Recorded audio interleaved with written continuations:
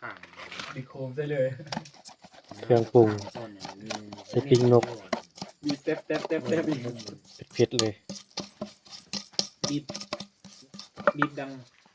แก๊กบ่หุ้งว่ะ มองดิ เอามือคอดปั๊บใส่เบิดน้ำกันแล้วก็คุเรเออ สองอัน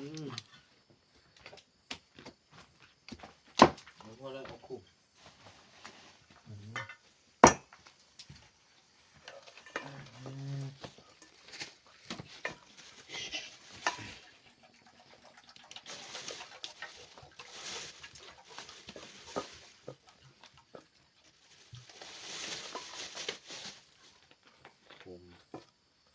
คุมที่ซื้อดุนมาดุน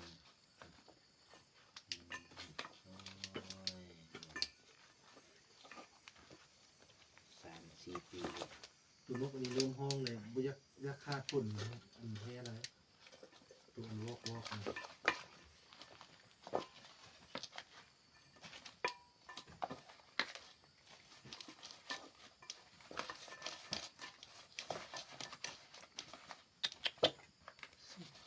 ตุ้มกระเทียม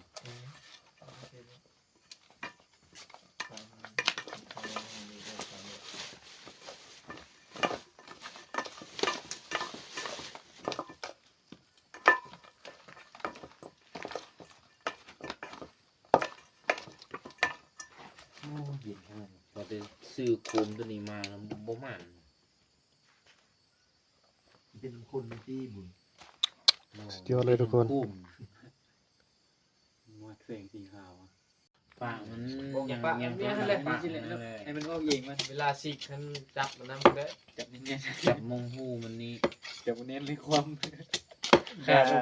อย่าซิกไลน์เลยมาในวิวให้บวชจากคนแล้วชิไปซิกให้กันตลอด ยามใดก็ซิกยามใดก็ซิกมึงปวดมันก็เบิดค่อยนะ เด็กเอาเขายัดใส่เป่าเสียงหัวลงไปแช่เนี่ยมันนี่เลย ปริง เอาเข้า